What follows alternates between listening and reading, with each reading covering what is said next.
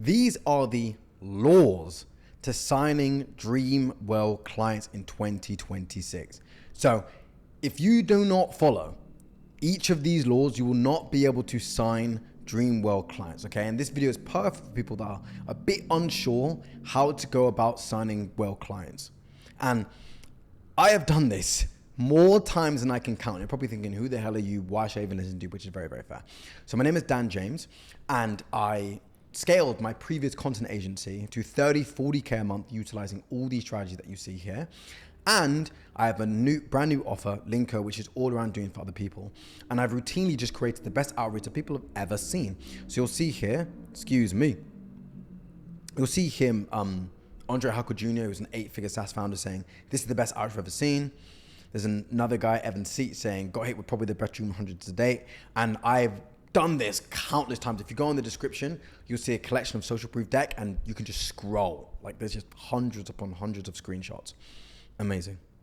So who are and what is a Dreamwell client? So a Dreamwell client, this isn't generic client acquisition advice, okay? This is for specifically signing whales, okay? So first, let's get in the right mind frame. So 7, 8-figure founders and beyond, senior buyers with gatekeepers, people who get hundreds of pitches a week and are numb to all of them. If that's not who you're chasing, none of this matters, okay? If it is, then these 5 laws are the entire game. So you need to be chasing people that are very, very large, will give you a very high LTV and lifetime gross profit. They're senior buyers with gatekeepers, typically, not always, but typically, and they are being pitched all the time, okay? And if they're being pitched all the time, this will work even better because of the contrast, okay? Contrast is really, really good. Awesome. So the 4 law, I put 5 laws, but it's actually 4. So the attention law, the individual law, the volume inverse law, and the compounding law, okay? Let's explain. So the attention law. If you do not earn their attention first, the whale never signs. Now, some of you guys might be like, no shit. This can go for any prospect that's ever existed, but that's especially true for whale clients, okay?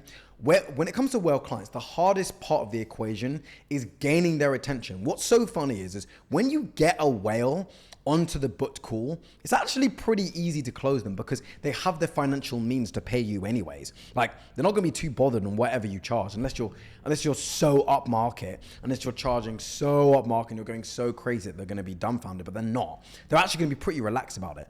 So the hardest part is gaining their attention. And when you think about that, and when you understand that, you'll start to go about things differently to gain their attention. Cool? So, your pitch, your offer, your case studies, your pricing, none of it exists until the whale is paying attention. And again, you're thinking no shit, but absolutely nobody, no one creates outreach from this precedent, okay? People create outreach from an expertise perspective and not an attention perspective. So let's look at it. So in every outreach that's ever existed ever, okay? Every single outreach, whether it's cold email, cold DM, cold calling, whatever, is playing with 2 levers, okay? It's attention and expertise. It's really as simple as that, okay? Now, attention, there are instances where you need to focus on getting the prospect's attention first and foremost, and then focus on the expertise after. These are examples where the person is being pitched multiple times a day, okay?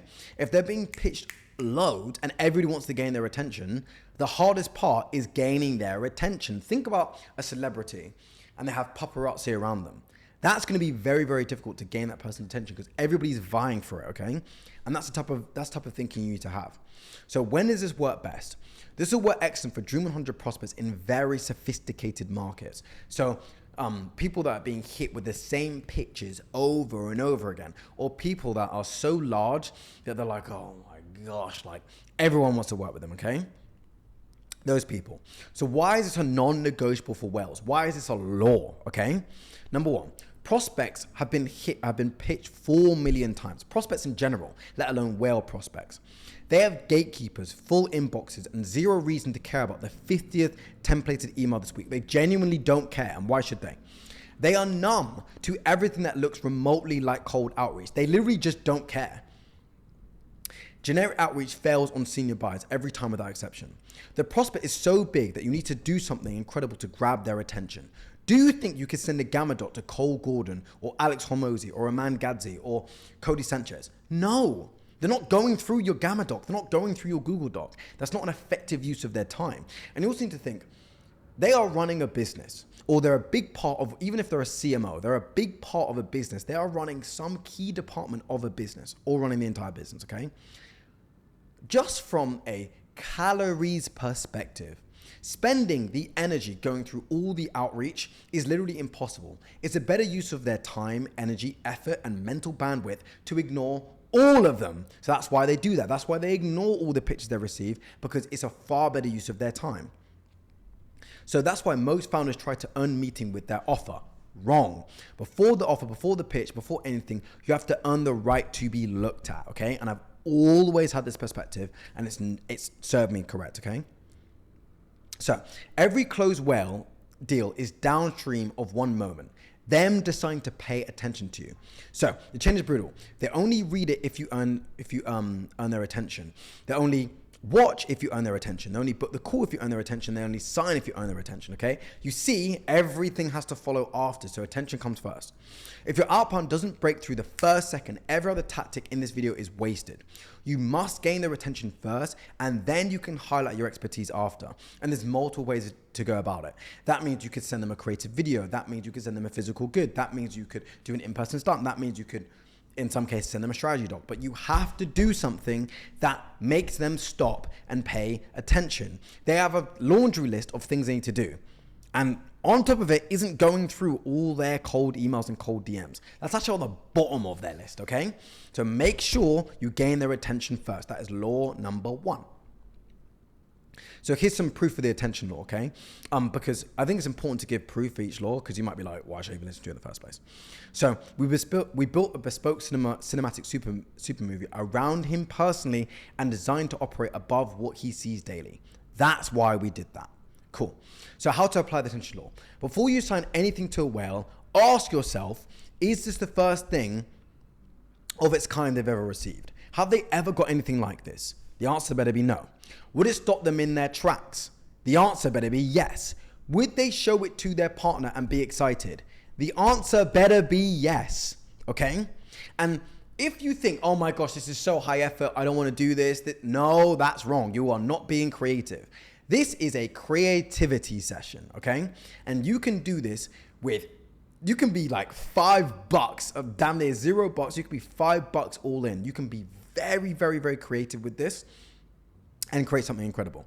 If the answer is no to any of these, you haven't earned attention yet. Don't send it. The bar isn't good outreach. The bar is unprecedented outreach. The bar is ridiculous outreach. The bar is incredible outreach. Because ultimately, what are we here to do? Like, let's really strip this down. The entire point of prospecting is in order to turn them into a client. Nobody wants booked meetings. Nobody wants any of that crap. We want clients, okay? So if you can go above and beyond and get them as a client, please do it. Awesome. The next thing is the individual law, okay? You are signing a person, not a company. So, whales are human first, decision makers second. So, you'll see here, for an example, generic outbound treats them as a job title. Hey, Becky, I noticed your company. Oh my gosh, like, would you respond to that? No, of course you wouldn't. This does not work. Whales have seen this 100,000 times. They've built reflexes for it. Their attention shuts off in the first half second. But instead, if you can talk about their heritage, their hobbies, their story, who they are as a person, of course they're going to listen. If somebody comes to me and they made an outreach for me and it's like, so you're from Antigua and you're from St. Lucia and you flew to Bali and you struck, like, I'm like, oh wow, this person really did their research. Because I'm a human being. I'm a human being with hobbies and habits and bad habits and insecurities and all the different components that make me a regular human, okay? So please don't forget that when you're outreaching to these people, they still put on their trousers just like everybody else, okay? And no one even bothers to learn about all the things that they care about as a person, okay? People only care about things from a work perspective. And that's just, it's such a missed opportunity, because human beings are so multifaceted and so layered. And if you can just do a little bit of digging and find out who they are as a person, it will just go so above and beyond. So bigger whales are easier to impress. So the more senior the whale is, the easier this gets because they're hit with shittier and shittier outreach. Senior whales are bombarded with the most generic outreach. The contrast as a result, when something real lands, is sharpest at the top. And the greater the reward for you is. If you've got a swanky CEO who's saying, oh my gosh, this is so incredible, and then they post it to their network of remaining CEOs and all their employees, think about the reward. Think about what you're going to benefit from getting that. Amazing. That's why I love unreachable whales. So, proof of the individual law. I flew to Lebanon because Andre Harkel Jr., is Lebanese. Nothing is going to make you feel more taken care of, and nothing's going to resonate more with you than the fact that somebody flew to your home country. It's incredible. If I don't say so myself. So the 4-question research framework. Who exactly do you want to target? Why do you want to work with them, the human, not the company? Why does this partnership generally make sense long term? And what do you know about them as a person? Okay? If you can't answer all 4, don't send it. Amazing.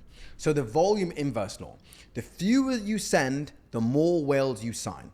So the way that I want you to think about this is that in the outbound game, absolutely everybody is sending outreach where they are just blasting it to everybody they can, okay? We don't want to do that. We want to send less, make it better, make it far, far more poignant and hit to their business, and sign every single one of them. I said this in a previous video. One of my old favorite rappers, Ludacris, he used to say, everybody wants to run down and get one cow. I'd rather walk down and get them all, okay? So I want you to be extremely greedy and patient with the whales that you want to sign, and you'll be able to sign all of them because other people are working erratically, okay? They are working from a dopamine perspective of, I'm gonna send the email and try and sign someone. No. We work on a longer time horizon, and we just pick off every single person we want to work with, okay? One by one, John Wick style. Amazing. So whales cannot be signed with volume. By definition, they literally can't, okay? You cannot send generic emails to a whale and hope they'll listen to you. Like, they're not gonna care. It's not gonna hit with them. It's not gonna resonate, all right? So, the math is flipped completely. 300 generic DMs per batch. Noise, spam flag, 0 whales close. You know what? Forget 0 whales close. 0 whales respond, and one of them tells you to go away. Or you can do 11 hyper-targeted, high-effort outreaches, and you can close three 15K closes, which what our client Connor Benham did. So mass cold email, you're fighting for 4% response rate, which is from Instantly's own data. And honestly, I don't even think that's true. I think it's way less. So instead, what you do is you work slow. You work slow, and you hit them one by one. And here you've got the diagram of Instantly data. I don't even think it's true, to be honest with you. So this is why volume actively hurts you with whales. The same templates with the instant pattern match instantly ignored. So like, I learned this from a gentleman who's actually quite big on YouTube called Charlie Morgan. And I don't even really watch his content, to be honest with you. But I learned this from him like 3-4 years ago. And he had this concept called like the Burr Whiz algorithm, okay? And essentially, the example he used is if you, well, he didn't say this example. This is how I coach people. This.